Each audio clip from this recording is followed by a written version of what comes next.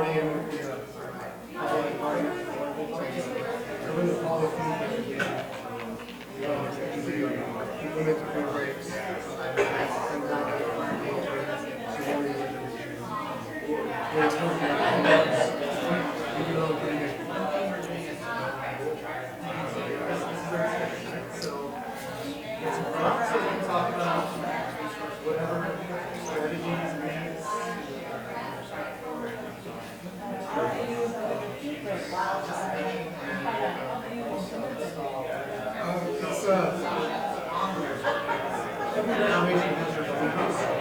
So what we did in year one, which was in 2018, the partner was 4 years older, and kind of grown, knowledge has grown since the first couple of weeks.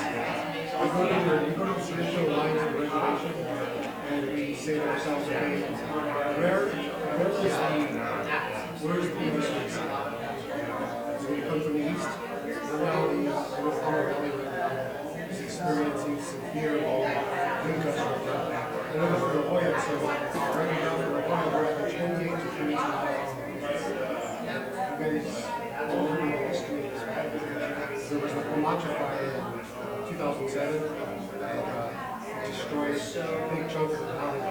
So we go to historical areas where fire is, and it's coming from the east, it's coming from Valley Center, southeast. Usually in the west, wildfire is danger because of the onshore winds, west winds that come to the valley. So we can mitigate by first addressing the relation, and then we decide, okay, what can you do? What fuel rate, down to mineral soil, and the residential sycamore fuel rate, and then see what is the fuel rate from back door for tribal residents up the slope. That's about maybe 2,500 feet long, and 100 feet wide. Traditionally, it's a place where the fire happens, but it has happened. And so, you know what, just do it, take care of it. Directly across from the sycamore fuel rate is the maximum rate. And that right there is about 4,000 feet long, 100 feet wide. So, we know exactly what they've done in 2021. And granted, there's 4 years over there, so Sycamore, Maxine, McGee, and Light. So basically, the reservation is encircled. And the first 2 years, almost 2.5 years, 3 years, it was pretty tough. 4 guys would chase us, you know. And so, based on the needs and the money that we were getting from grants, and we were able to hire, you know, a couple of staff members who ran SAWS. Basically, when we fill our positions on this council, we make sure that we have some type of that way it's a lot easier for me to communicate my needs when it comes to implementing the programs. But to answer your question, it's all done by hand. But a lot has changed since the first 2 years. I've been for 17 years of hot shots. So in my mind, I would go somewhere and just obliterate it. Right? Maybe trucks just obliterate it, chop it all down. As long as it's still 2 years, I would have to worry about the fire across the road. But in the last 2 years, I got brainwashed. Okay? So I have to look at more of the environmental. So what we're doing now is we're doing this thing called mosaic pattern. I'm sure you guys are familiar with that. So we're doing a 70-30. So instead of taking everything out, we're leaving the native plants and plants that are culturally significant. And then what we're doing is we're basically hopscotching around, taking out a good chunk of the field grade, mainly grasses that come out of the air. Take those grasses out, leave the cultural significant vegetation, and now it's got to the point of maybe 4 years later, every fuel rate is down to mineral soil. So now, every winter, we lips, and now it's all just that maintenance, maintaining the fuel rates and in between maintaining the fuel rates to ensure that the fire crosses over. We're also doing other things. We're within the auspices of Shasta and the environmental departments, but we're also under the auspices of Chief of Officer. So whenever they need something done, they'll call us up and say, we need you to do this. We're kind of like moving in all kinds of directions, but it's 95% fuels mitigation, invasive species mitigation. Because while we're out there, we come across invasive species, I'll let people know, hey, we just spent about 5 or 6 hours on invasive species. That's when you know exactly how to document it and stuff like that. So that's, for the most part, that's all it's doing. The funding for the crew comes from multiple grants, but Cal Fire also concerns where sometimes the money's coming from all over. Doing our best to make sure that wherever the money comes from, Yeah. And it's got to the point now where, thankfully, Kurt made a phone call from San Pasquale, Los Coyotes. Hey, could you borrow your crew for 2-3 weeks? So, we go off to Los Coyotes and we do the same thing for them up there. We're actually in the works with San Pasquale. They have a fuel break, a historic fuel break now at San Pasquale reservation. It hasn't been touched in over 10 years. So we're really worried about that. So I basically told Kurt when we did the walkthrough on the reservation there, I said I think the priority for San Pasquale would be the fuel breaks in the east. Because all our winds come from the east, dries out the canals, and I think right there is dangerous, with recent droughts, the east winds and the south winds, lots of vegetation from the past winter. It's kind of like setting up the perfect storm at some point. So that's what we could have tried to pull the plug on that. What type of training things like the crew? Which I'm training? Yeah. Every crew member is wildlife firefighter trained, so they get their S130, S119, basically and then they get their 212 chainsaw class. That way, I've learned that when you hire somebody onto the crew, which we've done here, we've had plenty of you guys that have done their courses. So I have to take time out of my schedule just to sit there and train them and hopefully get to the point where at some point I can turn my back on them and I know they're not going to hurt themselves with chainsaw. So it's pretty tough. So it's got to the point where we've dialed in the last few years, on the application process, wildlife firefighter experience, appreciate it. You can't tell them, but it's appreciated. That way, when they come onto the crew, they can recognize the change. Because there's myself and then I have a squad boss, and then we have 40 guys. So we all work together. When there's times where this coming week, we'll be leaving up to Santa Barbara for 10 days for the tricks training.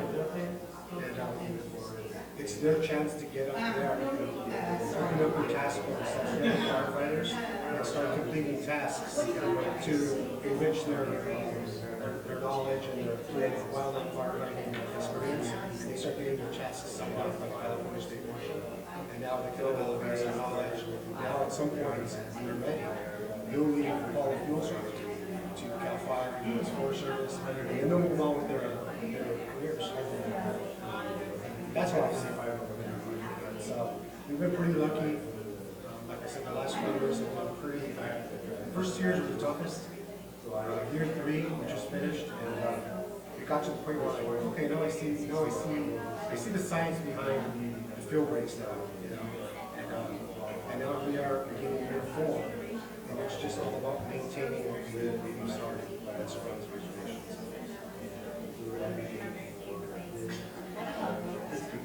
Goats? Totally. You actually come across, you guys see this mountain back here. At the base of this mountain, we just put in I want to say maybe a 6,000 long, wide fuel break. A lot of the residents this year that couldn't even worry about fire last year. So that was the fire at the top. So we raised the flats, So we're came together, so let's put in a fuel break.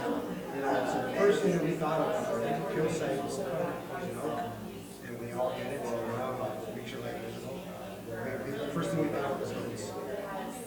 The other guy, he was the owner of the goat crew was in contact with the old supervisors who were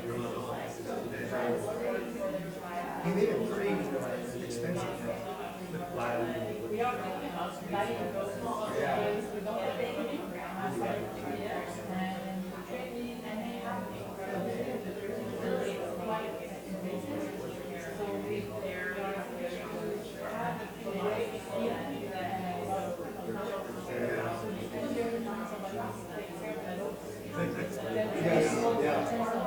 Yeah, but with the goats, the thing was is that, okay, so with the goats, you pick the shepherd, right?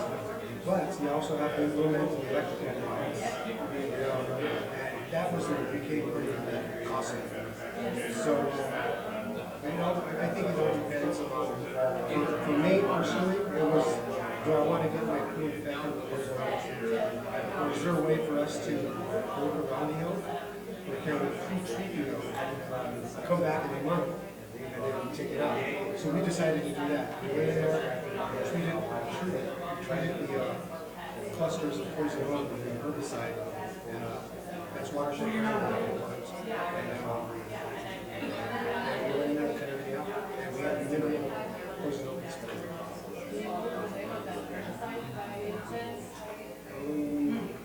I can find it. It's the, pretty strong.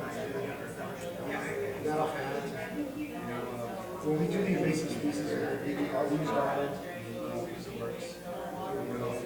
Treat Arundo or Chinese. We found out that it's temperature sensitive herbicides, so you've got to make sure that you're going to use your herbicides first thing in the morning, because come 80 degrees, it's not going to work. So what we ended up doing, we basically created a mixture that other people were using of a quarter of a backpack of garland, and then a 5 gallon jug of vegetable oil.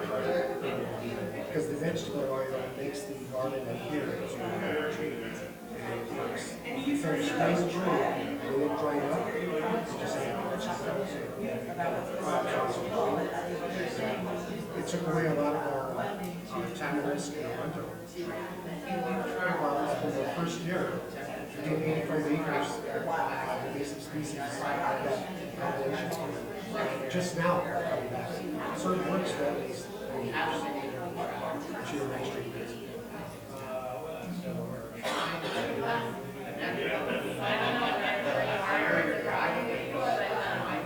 In our area, what happened was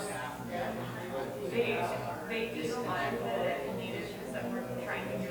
So like all the babies were missing. And then after those were removed, Scotch removed those so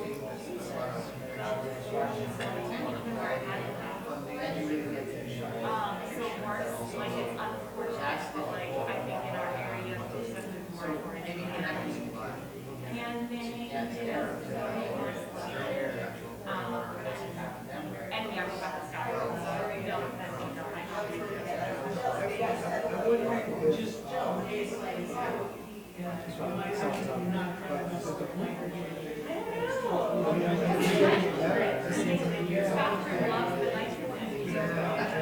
So I started going through all eating everything we want them to eat.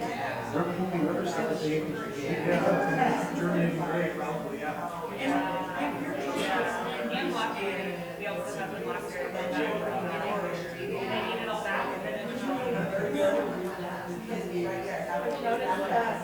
it's like this, when fires went through, does it come through again in the same area? Historic fires? Yeah. Yeah, in this valley, I first got to Poma Valley in 2015, after the Andes. I fought fire for Chief Lewis up in Ohio. And he basically, he's very knowledgeable when it comes to the history of fire in this valley. So listening to the stories and accounts of what's going I put it in the little computer back there. And I see that historically, fires are basically started on the east side reservations.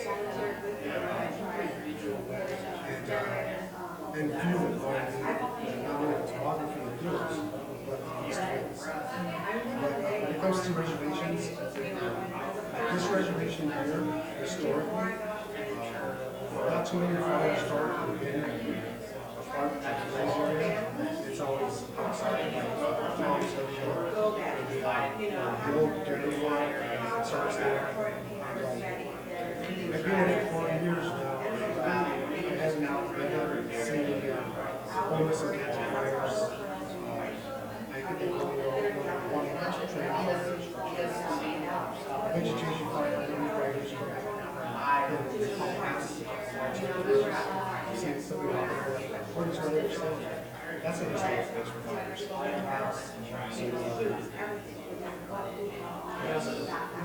Recent memory, three fires I can think of, there was, right before I started, so it was like 13 years ago. Pretty bad. But that was caused by a car accident. And then there was the one on the other side where you drive 3 years ago. That was started by somebody shooting. Target shooting. Yeah, target shooting. So, and then there was one at the ranch. All the TV fire? Yeah. So those are the three I think off the list. I think all three of them were started by so you gotta get an idea. It's also a big cost of money. Also, the room is Nacho was power line. Again? Nacho was a power line? Oh, well, Camacho was the plant, man-made. Man-made. And the Camacho fire was fueled by lots of vegetation that was ready to go. And it was fueled by east winds. I heard the captain, they were driving down 76 going west, 7 miles an hour. And the fire was staying right next to them. So that's how prevalent those east winds are. It's just like, like right now, last night, we were clocking in winds at 33 miles an hour. This morning, it was at 28. So there's a lot of winds up there on the east. So,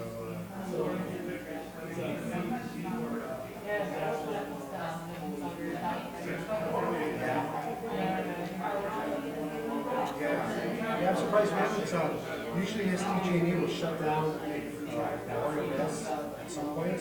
I've been lucky for about a year and a half now. They put out the alert. And then they cancel it. It's another text. But what I've seen, fuel breaks. During fires, you can surround and look at communities with fuel break. It gives your local fire departments a place to chase that. And also, say for instance, if you were to get a fire coming from Valley Center, the fuel break that we have implemented during the last 5 months, we could work off of that. We could say to ourselves, okay now, fire's coming at us. What's the best strategy? Every chief is going to say,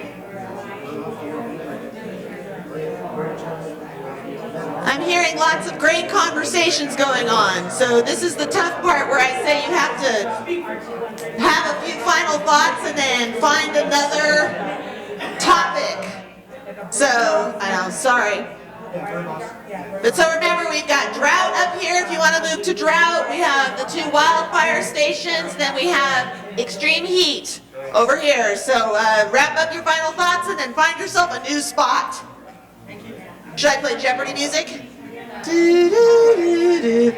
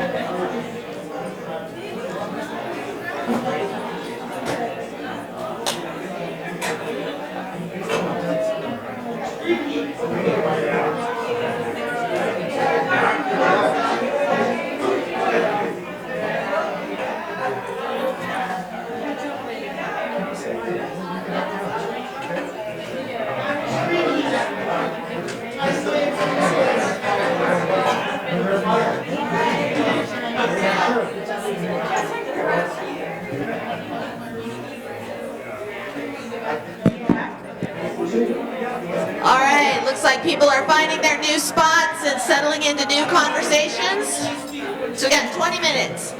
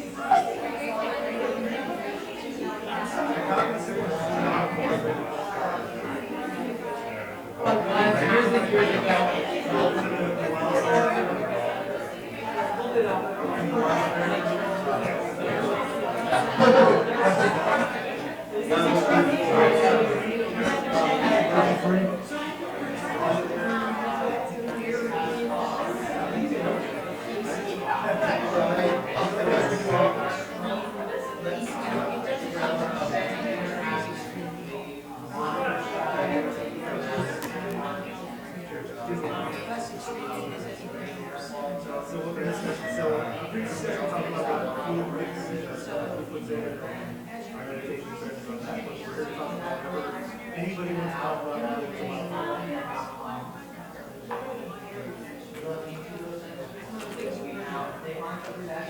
well, I guess if you want to start the discussion, just talk about this our strategy of food breaks.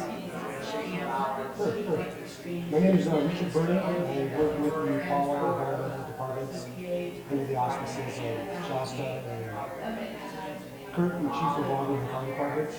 We have a crew of 5 guys and 5 personnel. We go out and implement the last 4 years field breaks that's around the Paul Reservation. Year 1 we started with 2 guys, chainsaw and backpack park. That was it. Year 2 we got some more chainsaws, a couple more guys.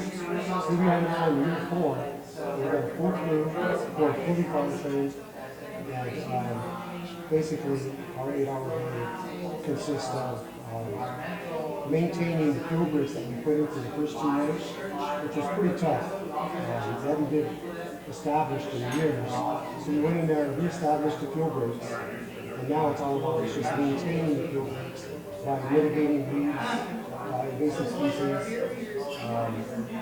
and in between, the priority being the field breaks, we do other projects for charity, for the fire departments. Right now we're doing some damage mitigation for the new water ranch. So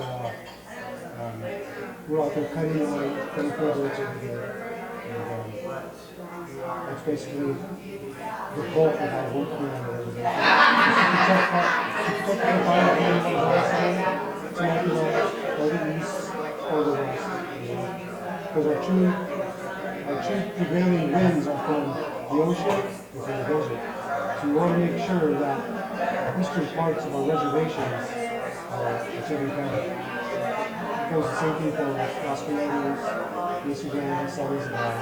We have to protect for the east side. And, that's what we're doing here, as far as our program.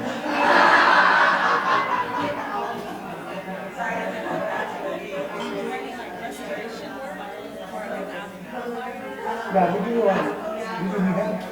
And so, in the earlier group I was talking about how, I come from the Forest Service background, so I did 17 years on hot shot crews. And the mentality back then was, burn it off.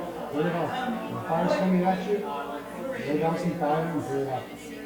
Obliterate everything. Create a nice black and dirt to stop the fire from this one. But in the last 4 years working here with our colleagues, I've had kind of a brainwashing. And now, it's not about taking everything out. Now we're doing mosaic thing where we do 70-30. Keep out the invasives, we leave in the natives, and it seems to be working. You know? Yeah, some of the other restoration, like so one of our big fires was very young, the other side of the mountain, basically, not the side they took, the other side burned. So after the mountain, we came out the fall and spring, and we had native West nursery with a bunch of seed clip. So they're growing a lot.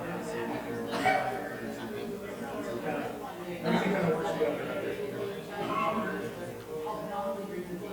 We have a contract with the Forest Service to restore Calder fire burn areas, and everything was burned 100% on how it is. We're trying to do the same as we collect and restore.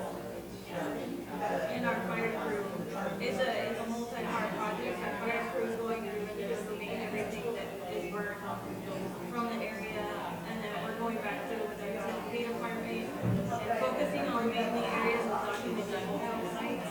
We're replanting plants that are really significant to the track, also cleaning this area. It's been a really fun project. That's one thing also that we've been pretty lucky. We've got, I guess, probably two biggest fires before we started off our project. River Mountain, right before I started, so it was 2 years ago, 14 years ago. It was a fire that quite a bit of open space. Both of those two fires caused by car accident, shooting. We've been relatively, at least where it is. Other parts of the last. You can even talk about starting these fires in our environment. You getting pumped?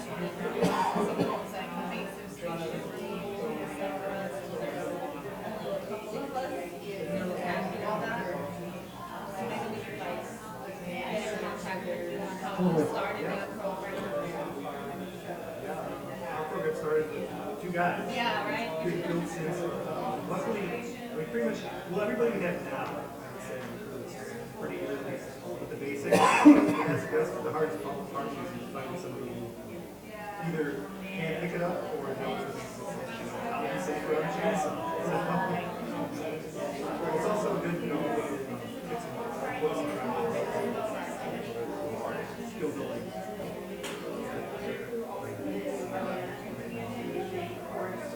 Yeah, so we have a couple reservation sites at places with trees and things.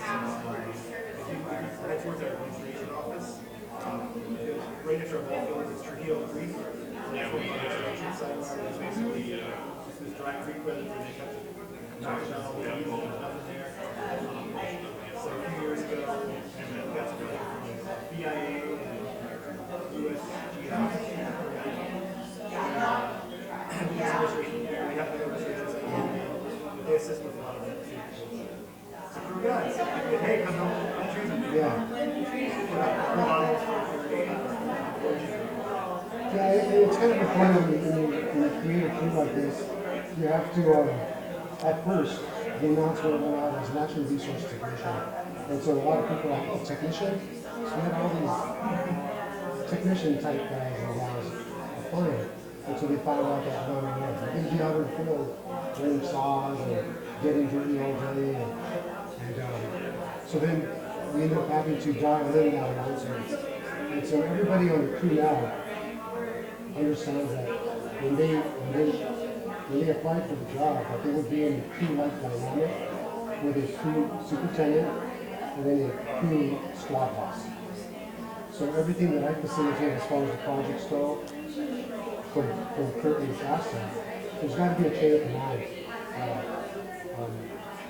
If the crew doesn't have a chain of command, if they're not willing to adhere to the chain of command, it's very tough to get a group of guys and gals, especially in 160 degree temperature in July, August, to do what you're asking them to do. It's just too hot. So you've got to dial in that process and hiring the right folks. The way that I do it is that I bring the people onto the crew and I ask them, what certification do you have? If they don't have the certification, I'll sit them down for a weekend class and I'll certify them. This one 30, this one 30. I'll get them trained and then we'll take them out in the field and we'll start doing actual research training and stuff like that. So it's just all part of the process. And if you're lucky, 3-4 people and those are the 3-4 people that are going to be going to the field. this is what they want to do. It's a tough job. There's not a lot of people that want to do out there.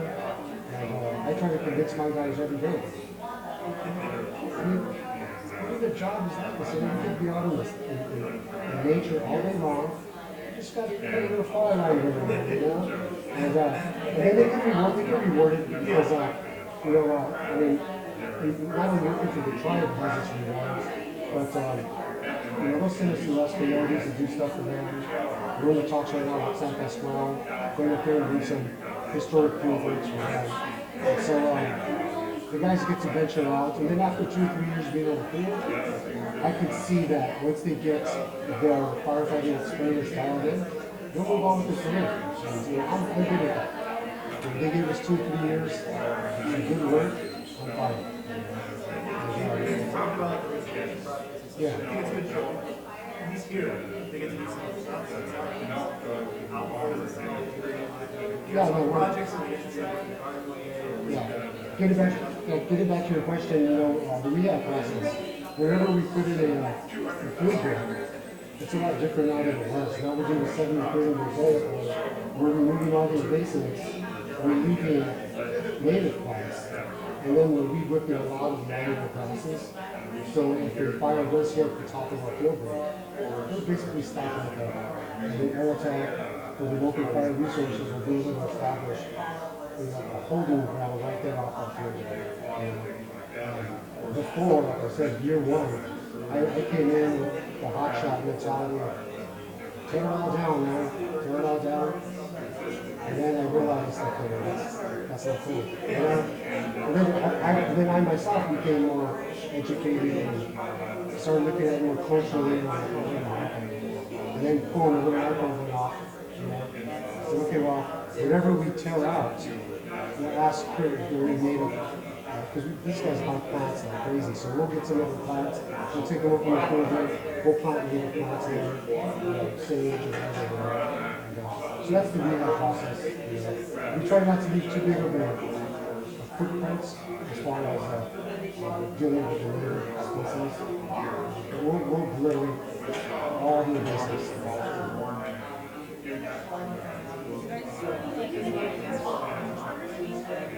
No, we did. The question was, do we take part in cultural burning? Yes. Yes. Oh, that's what I thought. So we have, so the year A couple months back, yeah. also here, we're going to have, like I said, he knows how it's not the cultural burden is more try to do some of the basics. But hopefully it does bring back some ideas. That's over the video dash has on one side. Other side, all the Christian Yeah, that's going to be the Warner Ranch Bird. So, to answer your question, we took part in the La Jolla Cultural Burn a couple months back, and that was a huge success. There's a whole new, I don't say new, but it's just a more prevalent practice now of cultural burning. A lot of the local tribes now are saying, well, why do we have to go through DNA and get DNA for that? Because the red tape is just drags it down, right? So they're saying, you know what, why don't we just take charge? This is our reservation.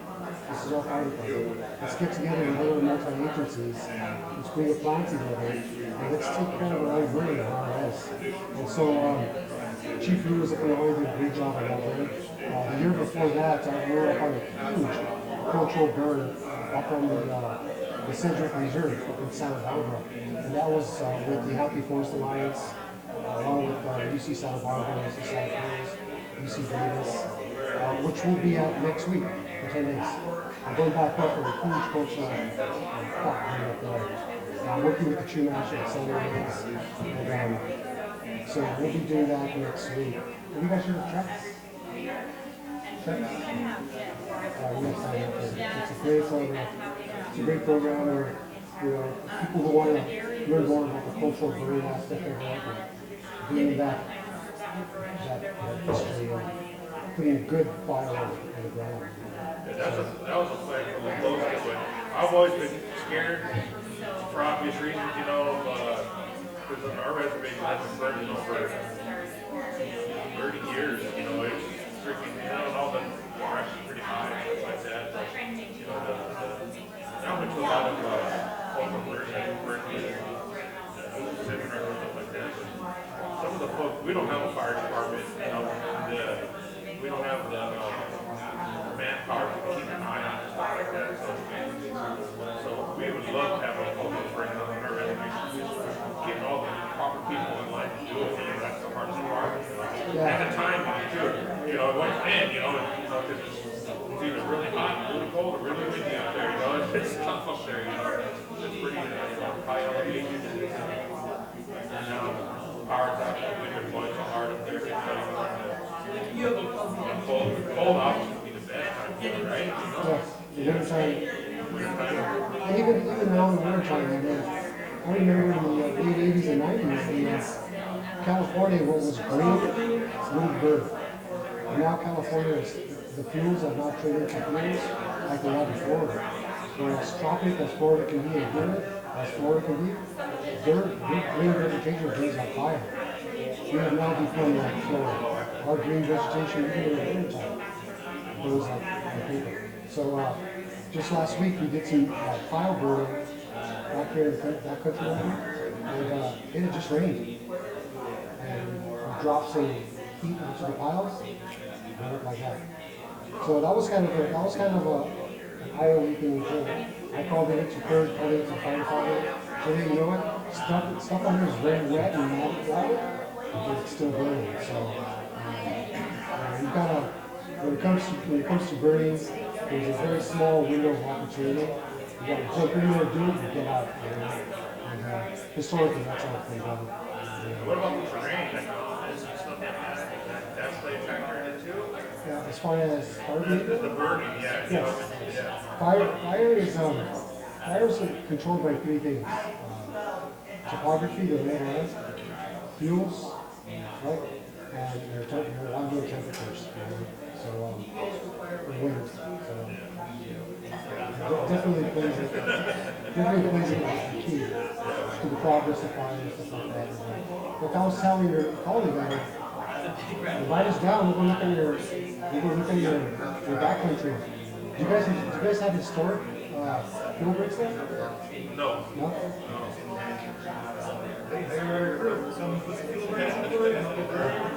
Yeah, we're down to look and see what it takes to be here, you know.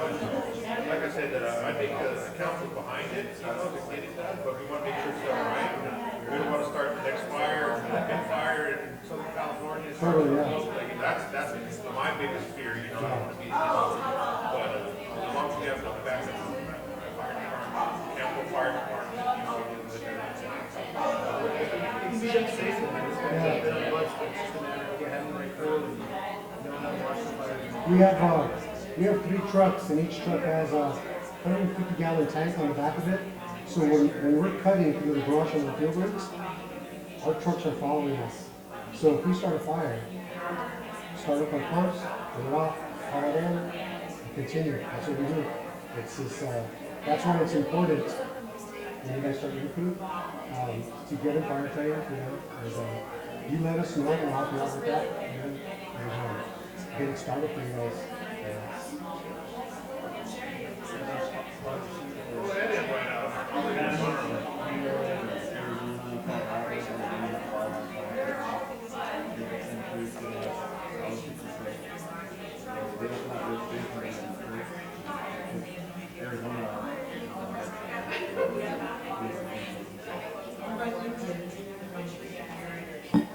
I was sad to see San Pasqual as a county burn. That fire academy gave each graduate 32 certificates that were accepted worldwide. So you can go to San Pasqual and then go to France and start a fire campaign. You know, because they accepted their certs. What are we doing? Let's go to France and start a fire. Right? Yeah, no, let's go to Hawaii. And,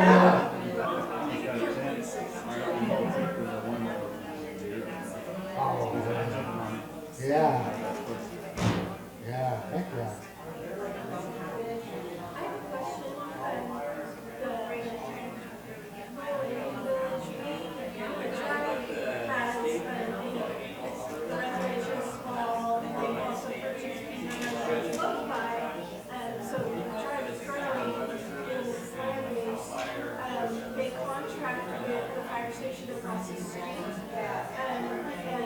which is a San Diego County? Yeah, Cal Fire. Gotcha. And they have been pushing the tribe to get on the Genesis Protect app. And I was For evacuation, yeah, to know for notification. And we've been having, it's been inundated with other apps, places like the state has contacted us with Raise app and, or San Diego County Hall for another, app. But, I'm just wondering, do you use an app for notification? we do. We use the work duty here. It's got Genesis in it. Are you guys familiar with that?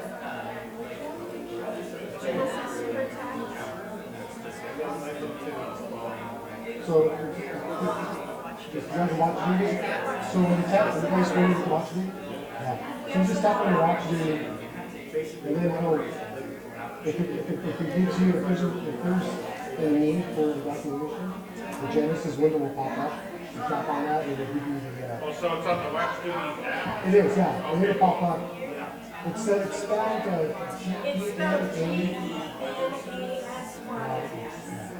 It's different than the word Genesis. You're about to hear that.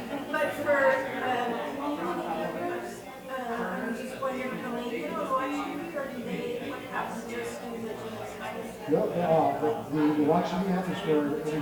Okay. Everybody here on this reservation, for the most part, is on watch duty. Yeah, same with most of them. Yeah, and it's a pretty dependable app as far as real-time fire behavior and fire incident. So, You also have, so wildfire alert. well, no, the ones that we sent out. Jasmine. Oh yeah, that's So if right. there's an emergency, you have Saturdays and Sundays. So what's What's the call? Yeah, we also have a summer house. Yeah, we have. Our tribal mission and our season security. We also have it.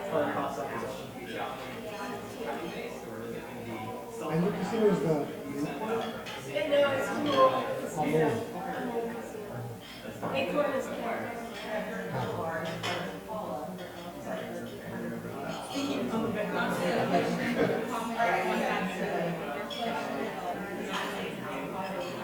I learned the cool, like, cultural science about how the natives back in the day. I know. All right, everybody, we're going to wrap up our breakouts here, but we want to spend about 15 minutes doing a report out. So, hi, Eric. So just finish up your final thoughts. And then I think what we'll do is just have the facilitators for each group do a brief report out on what they heard from their groups. And since I have the microphone, I'm going to start. Wow, so I did a wildfire group, and I'm really grateful to the folks that came in and shared their experiences. I've got a whole bunch of notes here, and learned some about some barriers, but also about some really great implementation stuff that's being done. And we learned that in South Dakota on the Sikshangu Reservation, the BIA won't put out structure fires. They'll fight wildfire, but they won't put out structure fires. So their implementation for that, what happened to Paula? There you are. Volunteer. Yeah, they have a volunteer fire service now so that they can respond to structure fires. And we all know structure fires can spark wildfires. So that's one thing that they did to have some strategies, some adaptation for that issue. And the White Mountain Apache tribe in Arizona, they are doing brush thinning. So fire fuels reduction.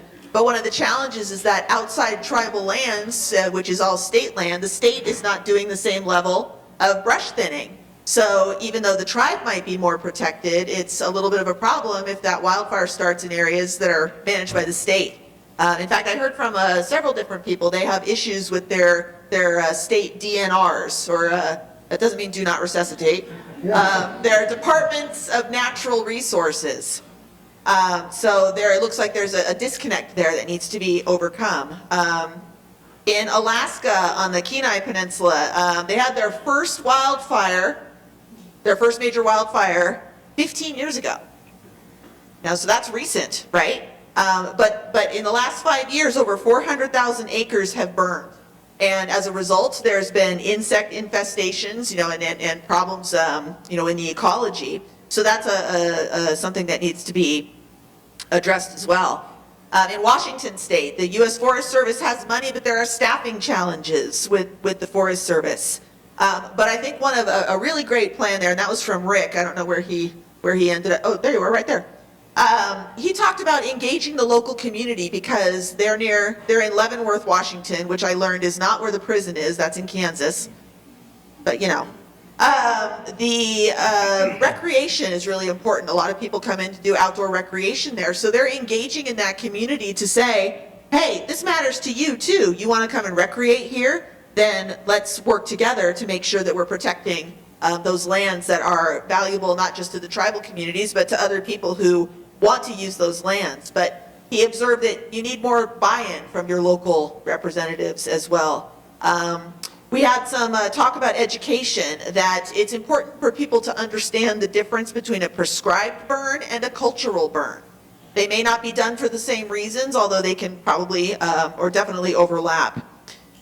We've got people who are doing community preparedness. How do you evacuate when there's a wildfire? Are your families, are your communities ready to go? We heard some personal stories about folks who were affected by the 2007 wildfires here in San Diego on the La Jolla Reservation. From Annette, she told us about that. I think one of my favorite implementation strategies is from Santa Isabel. They got some money, I don't know from where, I need to find out. I think it might have been FEMA. They bought like an $800,000 custom-built mobile command center.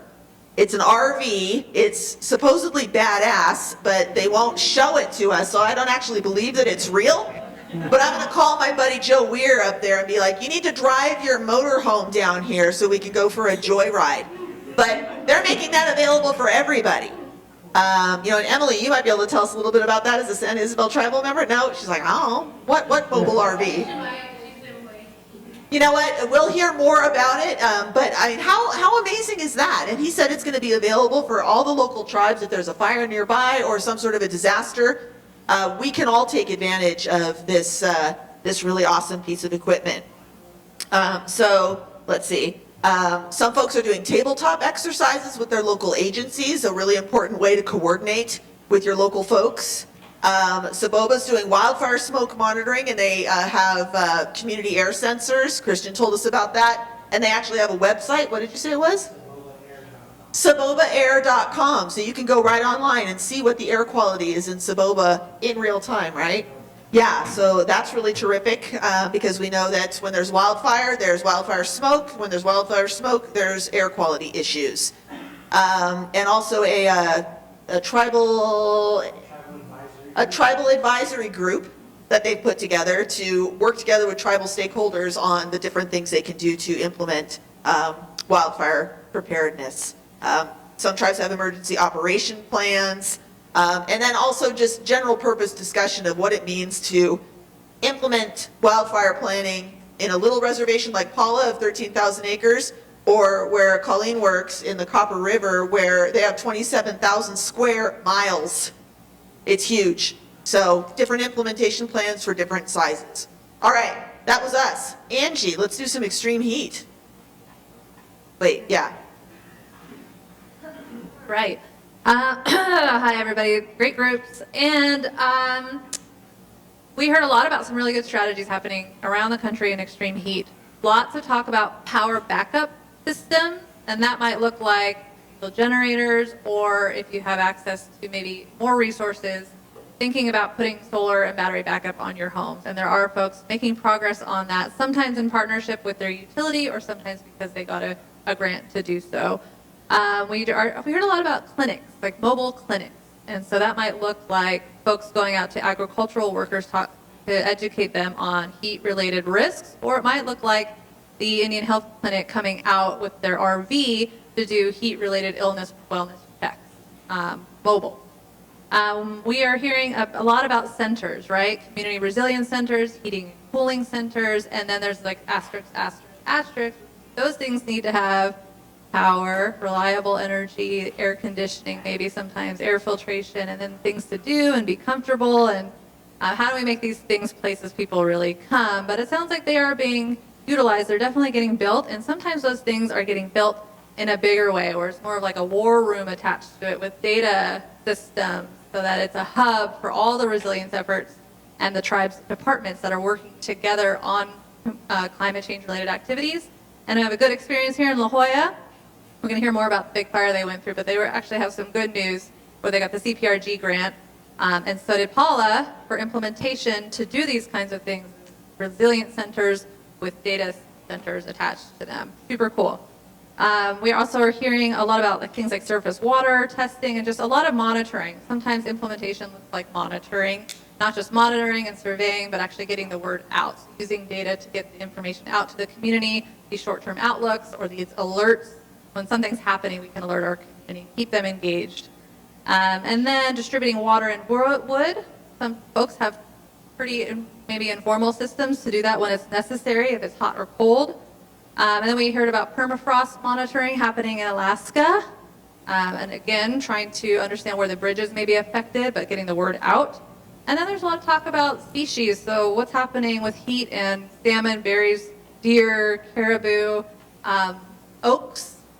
And there's some things happening. I think this is an area where folks really are saying we need help here. We need maybe dollars and other things. Do some more work here. And some of the things that folks are saying they need, right? So we ask this question, what do you need to do this work? Or how did you do this work? Capacity. Oftentimes capacity relates to funding. Funding can be grants, but we're asking, well, what happens beyond? Can we do something outside of grants? What else is available? Incentives, or maybe we're leveraging each other's capacity, right? We talked about regional collaboratives, regional intertribal collaboratives. Like we're lucky here in Southern California, we have this Tribal Energy and Climate Collaborative. A replicable model, again, if you have money to bring together folks in an intertribal way and help staff it, get the resources. And then a lot of talk here too about decision maker buy-in and how you get it, and just how do you keep consistency, trust coming in from your communities, and how do you engage your elders in that process to make sure that you have buy-in to do the work, because you don't always have that when you need it. And they talked about sometimes you need to experience something terrible, but also one of the folks had said, don't wait. That was the advice. Don't wait until the terrible thing happens if you can help it, and do what you can do to learn from each other who have been through it and bring that message back to your decision makers. Okay, thank you. Thanks, heat folk.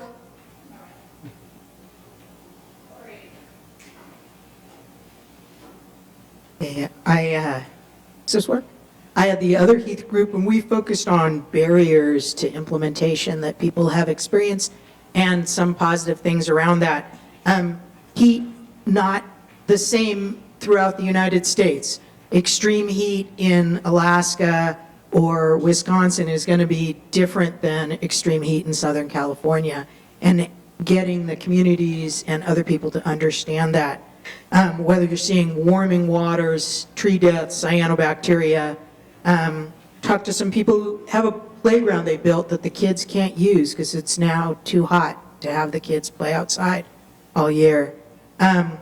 One of the barriers people expressed is support from council as council changes over time. We're seeing that U.S. too. And emergencies shifting your attention. If you're working on long-term planning for extreme heat and you have a PSPS event, then all of a sudden you need to deal with your emergency plan instead. As far as getting data, the information's often out of date and hard to find from state and federal partners.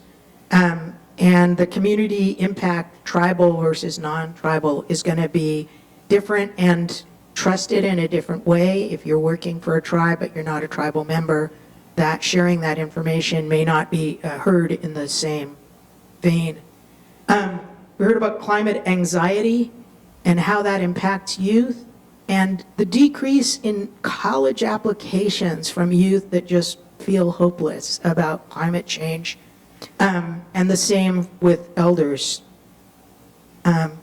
Protecting tribal members from heat while you're working on these plans, coming up with trusted cooling centers.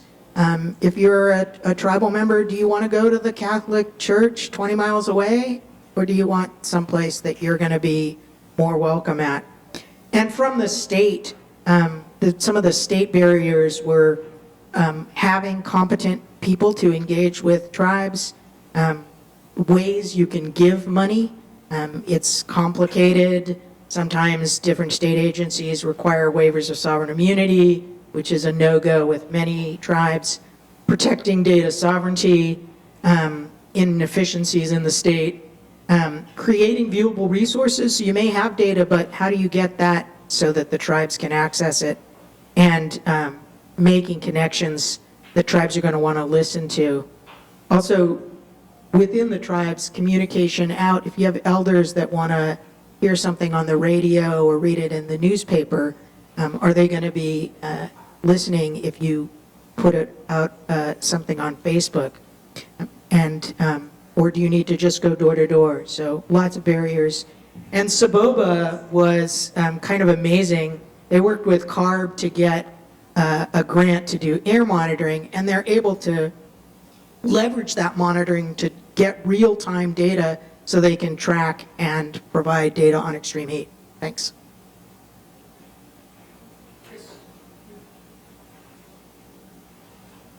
All right, our group was talking about drought, and as we talked about earlier this morning, drought is affecting so much of this across the nation, across the continent. And so when I started with the first group, we were kind of like, oh, not sure if we're doing anything on drought, but there's so many connections back to drought and how we can address it in terms of water quality, the source, not just only drinking water for humans, but for wildlife, for cattle, for different species, for fire. And so all of these had to come together. And I want to give the mic to Shanna to just tell us a summary of what they're doing in Navajo Nation. Thank you. So a summary of what our nonprofit organization has been doing on Navajo Nation is more of emergency work. We've been rehabbing wells in different communities that have no longer been managed by the Navajo Resources. So we've been working with the communities, rehabbing, getting it to work, and then giving it back to the community to start managing and having water for their communities. Another thing we've been doing is water testing. Uranium is one of the biggest environmental factors that we have on Navajo Nation. So people who have livestock or who are getting water for their own use and consumption for cooking, drinking, bathing is coming from windmills that are contaminated, but they don't know it until we come about and we ask if we can test their water source. So we're educating them more on that.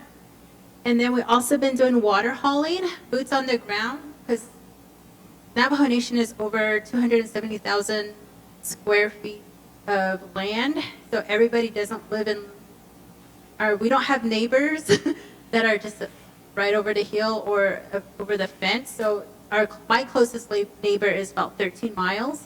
So water hauling to those homes take water trucks that are hitting a lot of terrain. So one of our biggest things in our work has been having that water truck constantly break down. That's probably one of the reasons why a lot of people don't do water hauling on the Navajo Nation for the people. And in data, we've been doing a lot of data collection. We have a study called Closing the Water Access Gap that's out online, and which has been helping with the water rights for the Navajo Nation as well. So just wanted to share that with you. Thank you. I wanted her to share just because it's an example of all the different touch points of addressing drought in different communities and nations. But also, beyond just the drinking water aspect, we're looking at, here in California, we have something called tribal beneficial uses, which are kind of coordinated by these, the water boards here in California. And so how can we make sure the water quality in our rivers and lakes are up to the level where people can use them for our cultural practices. And so we're working on that here in California and in different tribes across California. We're also talked about funding for different water projects. So in Nevada, they're working on a bunch of different water projects. They had to look at 8 different funding sources just to do something called a water loop in their town where they didn't have enough water pressure to go down in the lower regions. And so they've had to pull from different sources to make that happen. So there's a big funding challenge there. But sometimes those sources come from water quality issues. And so with the non-point source program with US EPA, they were able to dig a number of wells for their cattle so that the cattle aren't drinking directly from the stream, the river, so that they can drink from the well water instead. And that was funded by US EPA non-point source program. And there's also the aspect of water rights, which I'm from the State Water Board. We don't like to talk about it because it's such a challenging aspect of what we do, but it is at the heart and often comes up when talking with folks about what about water rights, who gets water rights. And so we are talked a lot about water management and policy and how that all relates back to drought. And I know at the State Water Board, we're trying to at least digitize all of the water rights from 100 years ago and trying to get more transparency in who has what water. But for every state, it's going to be different. We also talked about what's happening here locally. And so, again, making sure that that the ponds are being restored. So Joe here is working on restoring a pond for cattle, also for turtles, and also for fire. And so how to get those waterways ready for all these different aspects that are impacted by drought. And then in the end, Shanna talked about, I hope it's okay, I'm talking about that, your mother saying that, the reason why we have a drought is because we stopped praying. And this just brought up the idea, and many of us in this group talked about, making sure the youth understand what's happening in the world and how they can be a part of it, both marrying the traditional understanding with the current science and making sure that they are folded into how they can be addressing drought and the water challenges that we have and the whole richness of culture and knowledge related to water. Anything to add?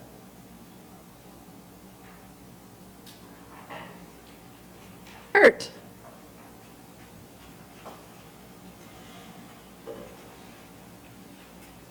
I didn't know I was supposed to take notes. So I guess I know. Well, I just found out about it this yesterday that I'm doing this. So our discussion was kind of centered around kind of wildfire prevention and then some management related to cultural burning. So Richard Burney here is head of our fuels crew. So he kind of led some of our discussion talking about the fuel breaks, bringing back cultural burning to the land, some of the important methods to basically use fire in a good way and prevent the bad fire. We talked a little bit about some of the pros and cons of different methods, using goats, which can be very damaging to the land. It can be used as a tool, but also can bring in weeds.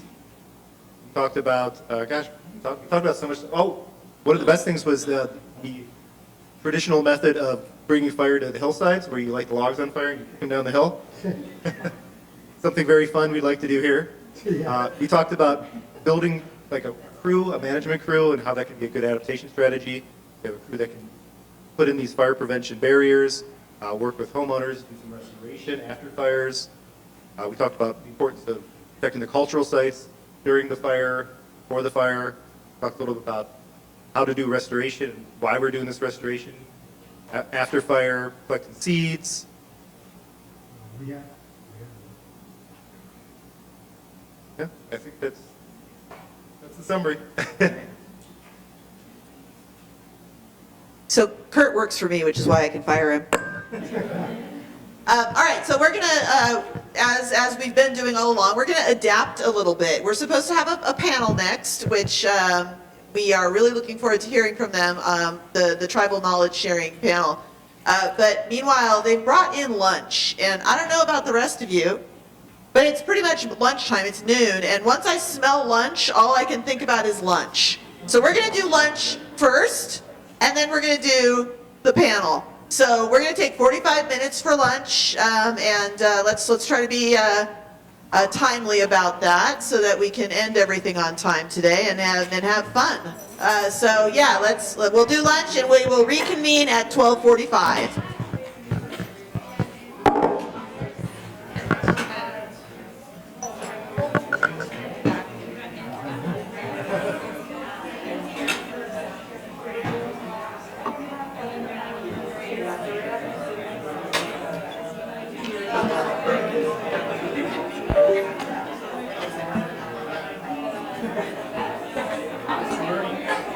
Just ask if you would do the panel for fall fire panel.